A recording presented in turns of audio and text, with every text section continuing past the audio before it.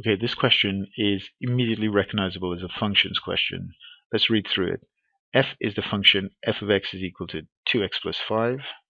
Part A wants us to find f of 3, and part B says express the function f to the minus 1 in the form f to the minus 1 of x equals. And I know like the other parts we'll go on to after this. Alright, so I want to work out a standard inverse function in part B. In part A, basically x is equal to 3. So an f of 3 means work it out when x is equal to 3. So f of 3, I just need to replace the x in here with 3. So 2 times 3 plus 5. 2 times 3 is 6. 6 add 5 is 11. That's my answer. That's a really straightforward mark. You can pick up that mark easily in here. Part B is a little bit more challenging because you need to know what to do and then you need to know how to do it.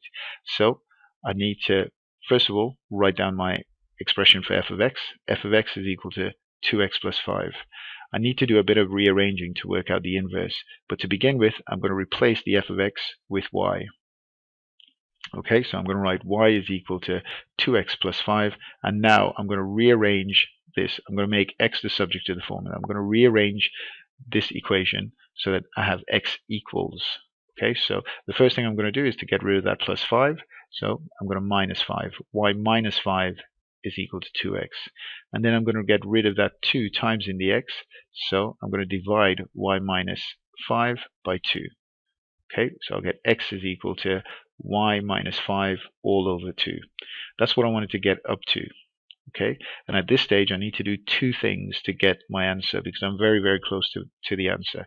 I'm going to replace x with the inverse of f of x. So f to the minus 1 of x. That's what I wanted. Remember the answer, the question asked me to write that. Well, very close to it. I'm going to replace x with that, and I'm going to replace y with x. I'm going to swap y for x. So think about what this turns into. This here becomes the inverse of f of x, and this here becomes x minus 5 over 2. That's my final result. That's my final answer, and I could put that into my answer space. The inverse of f of x is equal to x minus 5 over 2. Okay, it's not particularly tricky. You just need to know how to do it, and this is a really straightforward version of this type of question. Let's look at part C and D. In part C, before this, they said g of x is the function g of x is equal to x squared minus 25. Similar thing, they want us to work out g of minus 3. Okay, and then they want us to find g of f of x and give your answer in the simplest form. So we'll come back to that. Let's look at part C. G of minus 3 means x is minus 3. So I'm going to replace x with minus 3 in the expression for g of x. So I'll have g of minus 3 is equal to minus 3 squared. Put that in brackets. Really important that you put that in brackets so that you square the minus as well. Minus 25. So minus 3 squared minus 25. If you put that into your calculator, you'll get a proper result. But you should know that minus 3 squared is 9. 9 minus 25 is minus 16. Okay, standard result. Take your time with that, and that's an easy mark just there. Okay, really straightforward. You should be able to pick up that mark. For part D, they want us to find gf of x and give the answer in its simplest form. Now, g of f of x is a function of a function. We know f of x is equal to 2x squared, 2x plus 5. F of x from part A is equal to 2x plus 5. And g of x, which they gave us over here, is x squared minus 25.